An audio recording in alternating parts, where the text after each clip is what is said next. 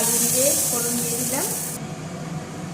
আচ্ছা, এখানে দিয়েছি পেঁয়াজ বাটা, রসুন বাটা আর কাঁচা লঙ্কা বাটা, আর এখানে গুঁড়ো দিয়েছি হলুদ গুঁড়ো, নুন আর হলো জিরে গুঁড়ো।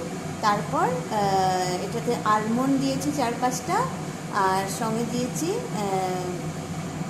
কারি পাতা আর সর্ষা দিয়েছি।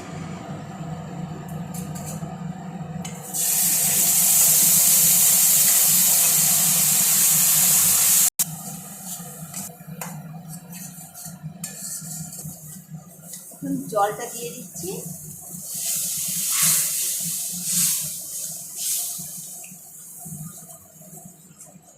পাবদা মাছগুলি ভেজে নিয়েছি, এখন ঝোলে ছেড়ে দেব।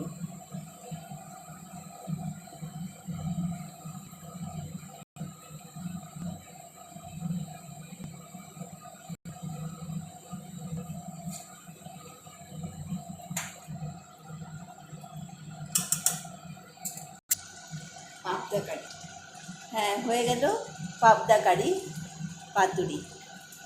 কেমন লেগেছে কমেন্টের মাধ্যমে জানাবেন।